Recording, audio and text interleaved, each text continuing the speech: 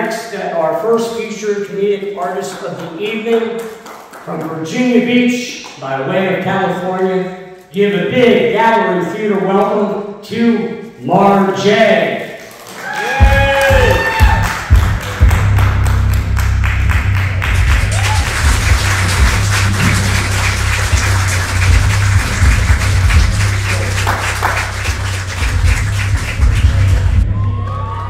How y'all doing tonight? I don't know if y'all can tell by the music, but this is the affirmative action portion of the show. I am the token black comedian, proudly. Little something about me, like I said, my name is Marjay. It's actually an acronym to my full name. It's a nickname. It was given to me by my father. It's spelled M-A-R-J. I had to add the dash because I got tired of people calling me Marge Simpson. True story. But my father gave me that name. And he died a couple of years back when I started to do comedy, so I'm paying homage to him. This is my way of bringing him on stage with me. So that's a great nickname, but in contrast to my mother, her first nickname she ever gave me was Yellow Bart Simpson looking ass boy. True story. And it happened at the worst time. It was one of them, in family outings with all your immediate family, grandma, aunties, cousins, your first cousins, the ones that will never ever let you live down a traumatic experience. And the music was bumping, everybody was playing, and she called me. One time, music is bumping, I'm a little kid and I'm having a good time. So the moment that the music paused, she yells across the house, "Boy, you get your yellow Bart Simpson looking ass over here." See that reaction? That was my entire family right there. So for the rest of my life, nobody called me Marjay, but everybody called me Yellow Bart Simpson looking ass boy. And it's kind of why I hate the Marge Simpson part. Growing up, we were all kids in our childhood. We all learned the same lessons, right? Eat your vegetables, be respectful to adults, don't get high on your own supply. That was just me, man. Well, like I said, I'm from California.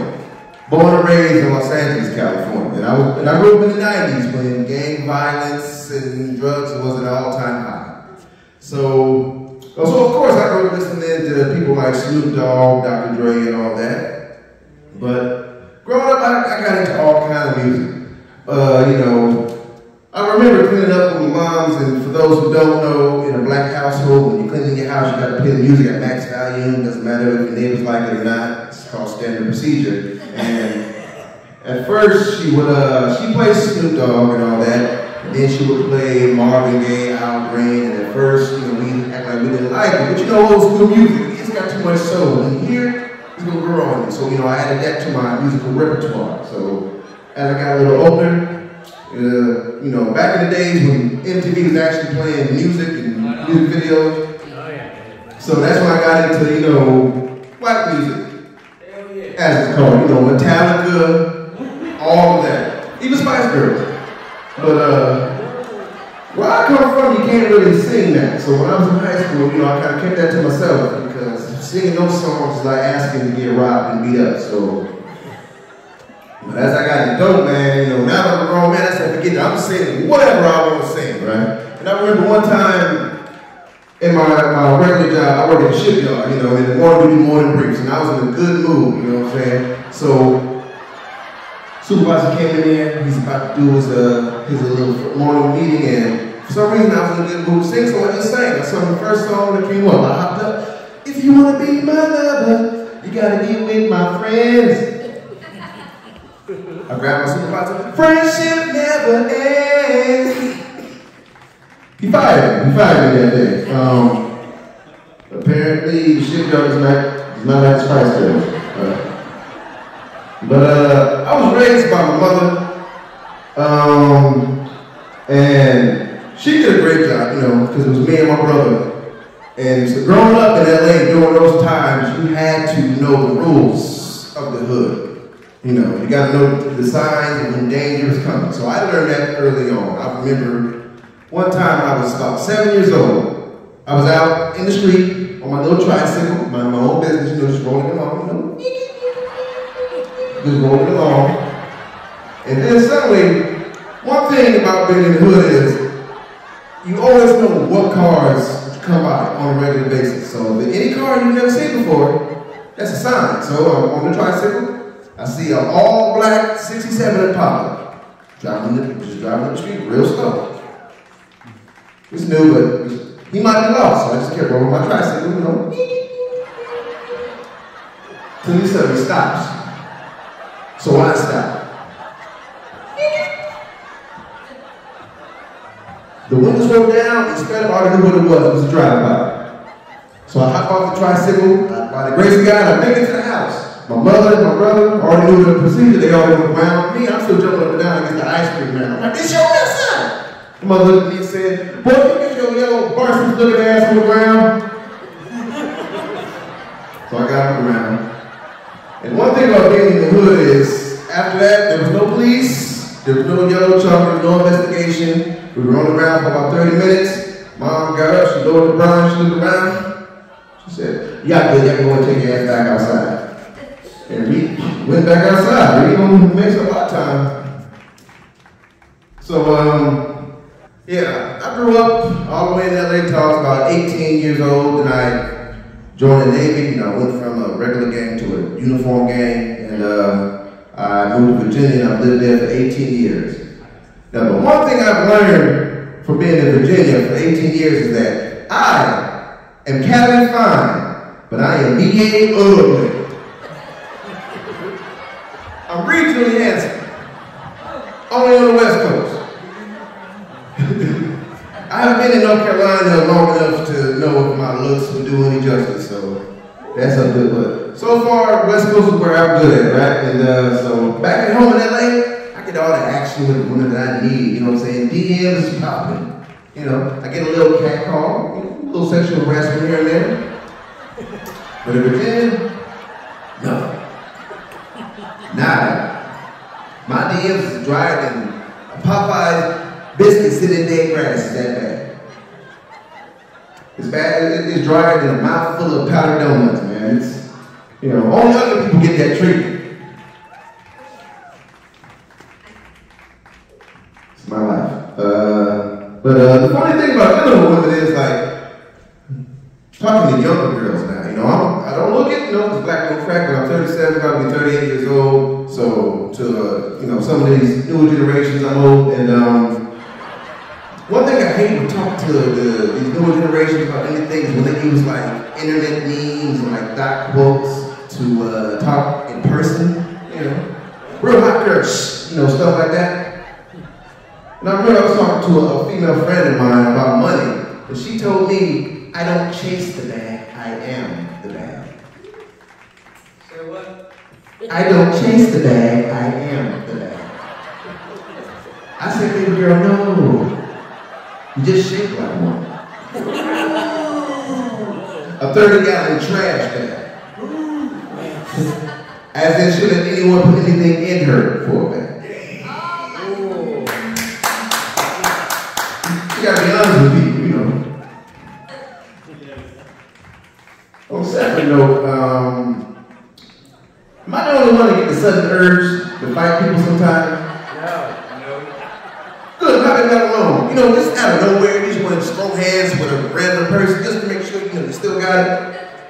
I'm ready to fight gay and early. You see? I could have been a contender. Oh, see, I don't know. Last time I had a fight, I was 12 years old. And unfortunately, it was a girl, too. So. Well, hey, my mother also taught me if a woman can punch like a man, she can take a punch like a man. And trust me, that girl can throw a punch like a man, and she can take one like me, too. But, you know, sometimes we all just get an urge like, you know, whoop some ass or get our ass whooped. That last part is for white folks because y'all are the only people I've ever seen who get beat halfway to death and get up. It was like, whoa, that's a good time, let's do it again. For all the people who have been in mosh pits, they know what I'm talking about. I remember I had a friend of mine, he was in the mosh pit. He told me, he was like, yeah, man, this one time I was in the mosh pit, I had open-toe sandals on, and this chick, right, she came up, she was stepping on my feet, man. She had combat boots on. Then she punched me in the chest, and I fell to the ground. About 5 people started stomping me in the face, man. It was awesome. You should come, you'll love it. Yeah, I love it. Right from the parking lot. You know, if anybody hit me, I'm a little black thing, I'm gonna shoot the place up. I'm sorry, I can't. There's too many people there. One person hit me getting jumped, that's not a good time to me. So, to fight that urge, you know, to fight people, I was trying to join a boxing club, right? You know, pay for a membership fee. But unfortunately, I have a chronic disease that prevents me from going. It's called being broke. A lot of people suffer from this disease, believe it or not. I'm stage 3, it's like malignant, no cure. You know, I believe that we as a people, man, we need to be better people by, like, you know, when we're meeting people of different races, I think we should stop doing stuff like doing stereotyping racial jokes to break the ice. Amen. You know how many times in my life where I've met like somebody or a white person for the first time and they walk up to me like, yo, what's up, home dog? Literally that sentence word for word. But I do tell it too, man. One time I was at like a work picnic and I was at the cooler, you know, trying to get me some water and some H2O, and this Asian looking fellow, you know, walks up to me. So to break the ice, I was like, what's up, man? I'm just over here, you know, getting me some water. His name was Hector, he was Puerto Rican. I left, man. I left before I get fired again. Word up. But one thing about my mother, man, go back to her, she was a hustler. She was a hard-working woman, you know. She went and had a regular job. She sold drugs to sell women to raise me and my brother.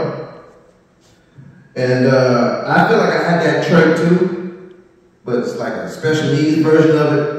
Like at my regular job, I got that. I'm a hard worker, you know, I'm dependable, I'm consistent, but at home, I'm the laziest person in the world. It got so bad to where dishes would sit in my sink for about 5 days. And in my house, I don't wash the dishes, so I get to them when I want to. Until one day I was at home doing what I usually do, watching ESPN, and I heard some voices in the kitchen. You know, so I get up, I flick the light on, and there's a group of roaches right by the dishes. And I knew something was up because, you know, what roaches usually do is like they scatter out. They were still huddled up. Like it was Sunday night football and it was 4th and goal. And so when I approached, you know what I'm saying, they were still huddled up, and one looked back and was like, damn. So they break. 1, 2, 3 roaches, they break. So I walk up, and then I guess the lead roach walks up to me, looks at me, he was like, Marjay. And I was like, Philip, what's going on here? He said, yeah, we appreciate you letting us stay with you and all, but yeah, we usually bust these suds, cause wait, what? He said, yeah, man, we roaches, but we got, you know, standards too. But that's when I realized, I learned the lesson. I was like, it's not just about me, it's about who I'm cohabitate with. You know what I'm saying? It's like, you know, Lord knows how many times they didn't have females over and didn't get no roach booty because of dirty dishes. You never know. So I told him, I was like, okay, look, I'll go out and knock these dishes out, man. Anything else? He said, yeah, man, when you wash the dishes, can you not sing Spice Girls? I mean, you just got fired for that shit the other day. So, am I the only one that missed the good old days of racism? Probably not here, but back in the city, the good old days of racism when like white people still scared of black folks. Because as you can see, I'm not an intimidated man, you know what I'm saying? And that was the only time where I felt manly back in the day. You know, I would walk down the street and I've seen a white woman punch a person when they walk by him, or a white man with his daughter sees me and he brings her across the street to protect her from black penis. You know, I I wasn't out here trying to harass or embarrass people, you know, but it made me, you know, feel macho, you know, because, you know, I need them moments, you know, having fun, me and my friends were scared, so white folks would walk into them like, man, do something, and they'll jump and they'll, you know, go about that way. It was a good laugh. I can't do that with other black people. You know, nobody, everybody in here right now look at me and say, yeah, I can whoop his head. It doesn't matter the age. I work with black people, say, man, do something. You right, I should have just said that. Let me just go ahead and sit myself down. You know, any parents in there really smart money, y'all? Anybody got some parents? They got kids? Only parent? Oh, snap. So everybody got some good pull-out game, okay. I'm trying to be like y'all want to grow up. But one thing about parenting is, the funniest thing is that it's a statistical fact that white kids tend to act out more so than black kids. It's because a lot of white parents, they don't be like they're supposed to. And I don't like to joke or chastise, I like to give them insight as to why that is. And I'll take a friend, for example, he's white. And his last stimulus package, he got $7,000 because of the kids that he had. And he tells me that he's probably gonna have to spend 5 of that 7 when he goes to the music store because his kid's gonna tear some stuff up. See, black parents, they tend to not have that problem, so they go to the same music store and their kid sees a $5,000 piano. They're gonna have to determine whether they can afford a $5,000 ass whooping. Because it's not about how much you whoop your kids, about how efficiently you do it. You have to beat kids so efficiently that beatdowns become currency. I call it BBC, beatdown currency. See, kids act a little differently when they learn a debt-to-income ratio right off the ass cheek. I learned this growing up, right? Early on, because I hate belts. So I remember one time I was in the neighborhood with my friend. He puts a rock in my hand, he just screams out, "Throw it in the neighbor's window!" So instantly I started doing my calculations and said, okay, we got this window, we got about $30 worth of damage. Wait, no, this rock is kind of heavy. It's probably going to break some more stuff. Really, I'm looking at $50 worth of damage. Wait, I'm going to hit you right now. That's a $50 50% discount. I said, no. I'm only going to hit you because I just got a punch. I mean, the insurance is going to double the cost. And then there's police around the corner. So now if I get arrested, I'm looking at court fees. So really, I'm looking at about $455.67 worth of damage. I said, wait, how much money do I get? Then I only got $20 ass cheek. I turned to my friend, I was like, yeah, I can't afford this right now, man. You know how it is, man. But get at me at verse 15, man. Got this to pay. Now, see, before I go, man, one thing I do have to talk about is sports. I love sports, you know, it's playoffs right now. Yes. And I'm a basketball player, I've always loved basketball, but my favorite sports season is football. Yeah. But the one thing I hate about football that I can't stand are blind faith fans. You know, fans that no matter how terrible the team plays, they always talk like they're undefeated. You know, like Dallas Cowboy fans. Yeah, go Cowboys. See? Cowboys can go 0-17 when the playoffs start. Cowboy fans are like, we're going to the Super Bowl. No, you're not. A bowl of popcorn while you watch the Super Bowl, but you're not going to go. And see me, look, I can't do that. I got to be real. I'm a Raiders fan, as you can see. My team is trash. My team is trash. I'm not cheering for that. I don't cheer for terrible play. That is not entertaining. Like nobody enjoys the shortcomings, the bad things in life, right? Like I've never seen a homeless person on the street talking about Skid Row, baby. You see these cardboard box? This is my cardboard box. Newspaper blankets, newspaper sheets. See these brown drawers? They was wide awake ago. Dookie stage front and back. Nobody does that, man. But that's my time, man. I'm RJ, man. Thank y'all so much, man.